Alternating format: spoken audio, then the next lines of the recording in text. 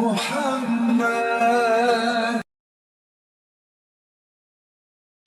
Al-Mahdi dan pengikutnya tidak ada kepentingan dengan dunia ini. Kenapa?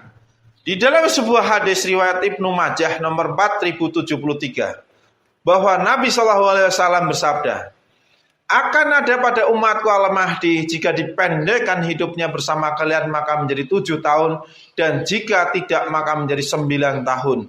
Lantas umatku akan mendapatkan kenikmatan yang belum pernah mereka rasakan sama sekali sebelumnya, akan diberikan makanannya, maka janganlah kalian menyimpannya sedikit pun. Dan harta benda pada hari itu begitu melimpah, lalu ada seorang laki-laki berdiri sambil berkata, wahai Al-Mahdi, belilah aku. Ia pun menjawab, ambillah. Ini pesannya apa? Saudara di sini diajarkan untuk zuhud kan? Saudara dagang, saudara kerja untuk dunia saudara atau untuk akhirat saudara? Untuk akhirat. Bahkan ketika saudara di sini condong terhadap dunia, saudara akan jauh. Terasa enggak sebenarnya? Terasa. Kalau bagi yang merasa, sekali saudara condong pada dunia, Allah akan condongkan saudara dan saudara akan dijauhkan dari sini. Maka pesan Rasulullah, maka janganlah kalian menyimpannya sedikit pun. Menyimpan apa? Makanan segala macam. Ya, alhamdulillah kita di sini insya Allah kita memenuhi apa yang Allah dan Rasulullah sampaikan. Kita di sini siapa yang kepengin jadi orang kaya? Ada enggak? Siapa yang kepengin jadi orang miskin? Alhamdulillah semuanya menjawab pengen jadi orang miskin. Enggak ada di luar sana yang berdoa, ya Allah jadikanlah hidup saya miskin, matikanlah aku dalam keadaan miskin, dan bangkitkanlah lalu bersama orang-orang miskin.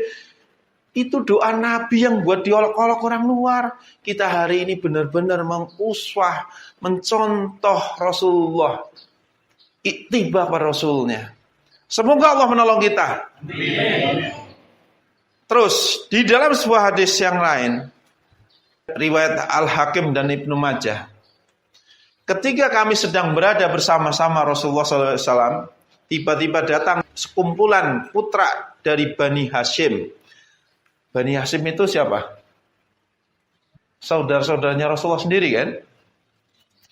Apabila baginda melihat mereka, tiba-tiba air matanya berlinang dan wajahnya berubah. Abdullah berkata, aku bertanya, kami melihat sesuatu yang tidak kami senangi pada wajahmu. Maka Rasulullah menjawab, kami adalah ahlul bait yang Allah telah memilih bagi kami kehidupan akhirat daripada kehidupan dunia. Sesungguhnya ahli keluargaku sepeninggalanku nanti akan menerima bala bencana, pengusiran dan pembuangan.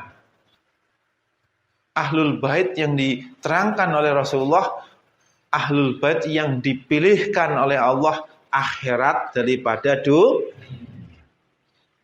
Kita di sini milih semoga kita bareng-bareng, kita bersama-sama di sini, kita berjamaah di sini berkumpul dengan ahlul bait Rasulullah.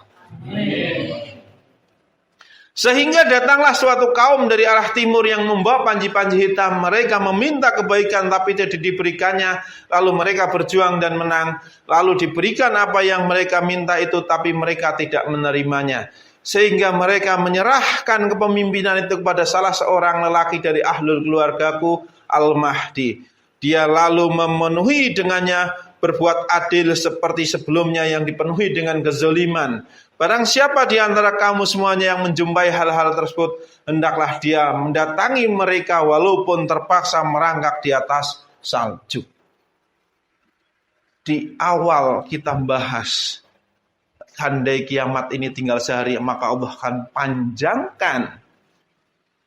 Ini Allah kepada alam semesta ini kan. Seandainya kiamat tinggal sehari akan dipanjangkan.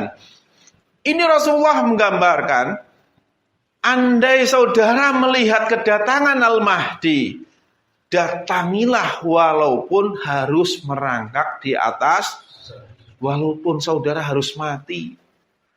Sekarang belum merangkak di atas salju. Merangkak di atas salju ada yang kuat. Coba merangkak di atas salju itu berat. Jadi artinya sebegitu pentingkah Al-Mahdi?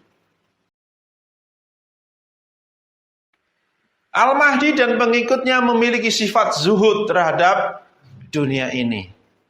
Jadi tadi kita udah bahas, intinya pengikutnya itu zuhud terhadap dunia. Dia tidak menyimpan harta benda, terus umatnya banyakkan meninggalkan apa yang dia senangi di dunia ini.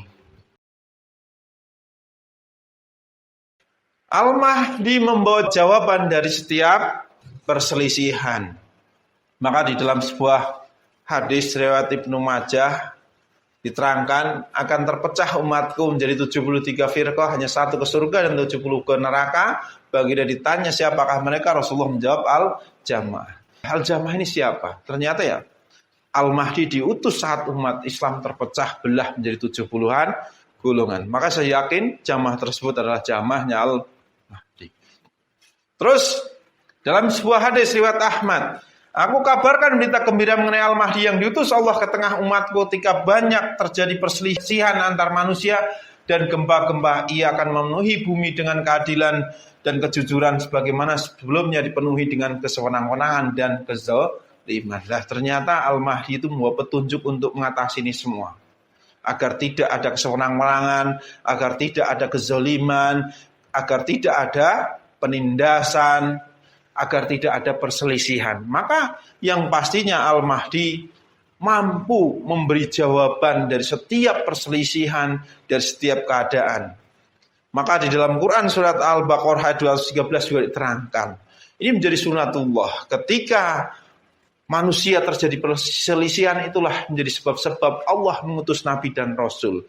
Begitu setelah berakhirnya masa kenabian dan kerasulan, ketika terjadi perselisihan dan perpecahan, masih Allah mengutus utusannya yang bernama Mujadid Al-Mahdi di akhir zaman ini. Untuk apa? Untuk memberi keputusan tentang perkara yang manusia perselisihkan.